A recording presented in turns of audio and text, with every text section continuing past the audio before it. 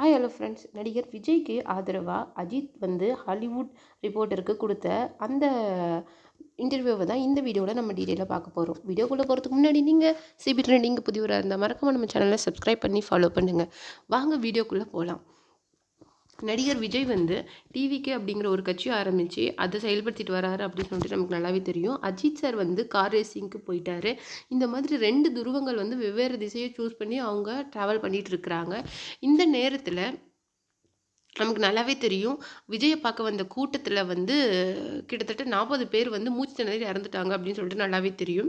முதல் தடவையாக அஜித் வந்து விஜய்க்கு ஆதரவாக பேசியிருக்கிறாங்க. ஏன்னா எல்லா செலிபிரிட்டிஸுமே இன்க்ளூடிங் ரஜினி, அவங்களுடைய ஒய்ஃபு விஷாலாக இருக்கட்டும், இல்லை ஓவியா, இவங்க எல்லாருமே விஜய் வந்து ஒரு எதுவும் தெரியாத தலைவர், இப்படி மக்களை வந்து ஒரு தவறான முன்னுதாரணமாக இருக்கிறாரு, செய்கிறாரு அப்படின்னு சொல்லிட்டு எல்லாருமே அவரை சாடினப்போ முறையாக அஜித் வந்து விஜய்க்கு ஆதரவாக பேசியிருக்காரு. அவர் என்ன அந்த ரிப்போர்ட்டருக்கு இன்டர்வியூவில் சொல்லியிருந்தாருன்னு பார்த்தீங்கன்னா, இதுக்கு காரணம் அவர் மட்டும் கிடையாது, இதுக்கு காரணம் நீங்களும் தான் அப்படின்னு சொல்லிட்டு மக்களை சொல்லியிருக்காரு.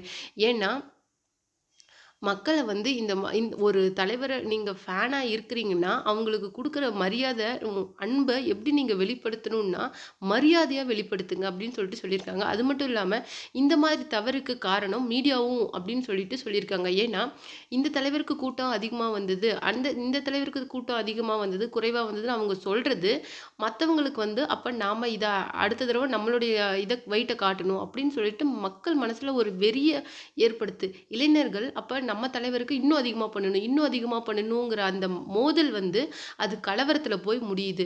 கிட்டத்தட்ட 140 கோடி மக்கள் இருக்கிற இந்த இதில் கூட்டம் சேர்க்கறது வந்து பெரிய விஷயம் கிடையாது. ஆனால் அது எந்த ஒழுக்கமான ரீதியில் அதை கொண்டுட்டு போகணும். அதுக்கு நீங்கள் எல்லாருமே என்னுடைய ஃபேன்ஸ் அப்படின்னு சொல்லிட்டு நல்லாவே தெரியும். நான் ஏன் ஒவ்வொரு விஷயத்துலையும் உங்களை அமைதியாகவும் கண்ட்ரோலாகவும் இருக்க சொல்கிறேன் அப்படின்னா, யாருக்கும் பாதிக்காத வண்ணம் நீங்கள் உங்கள் அன்பை செலுத்துங்க அப்படின்னு தான் எல்லாருமே சொல்கிறான். நீங்கள் ரசிக்கிறீங்கிறதுக்காக தான் நாங்கள் ராப்பகலாக கஷ்டப்பட்டு ஓடி அந்த படத்தை ரிலீஸ் பண்ணி கொண்டுட்டு வரோம். உங்களுக்காக தான், உங்கள் அன்புக்காக தான். ஆனால் நீங்கள் அதை மற்றவங்களுக்கு வந்து இடைஞ்சலா பண்ணுறீங்க. நீங்கள் வந்து ஒருத்தருக்கு ஃபேனாக இருக்கலாம், ஆனால் மற்றவங்க அப்படி இருக்க மாட்டாங்க. நீங்கள் பண்ணுறது அவங்களுக்கு இடைஞ்சலா இருக்கக்கூடாது அப்படின்னு சொல்லியிருக்காரு. அது மட்டும் கிடையாது, இந்த மாதிரி ஒரு தலைவர்கள் வரும்போது அதை வந்து யாரும் என்கரேஜ் பண்ணலைனாலும் பரவாயில்ல, ஆனால் இதுக்கு ஒருத்தர் தான் காரணம்னு சொல்லிட்டு ஒருத்தரை கார்னர் பண்ணுறது வந்து ரொம்ப தப்பு. அஜித் சார் கொடுத்த இன்டர்வியூவில் அவர் எல்லாத்தையுமே மறைமுகமாக தான் சொல்லியிருக்காரு அப்படின்னு சொல்லிட்டு நமக்கு நல்லாவே தெரியும்.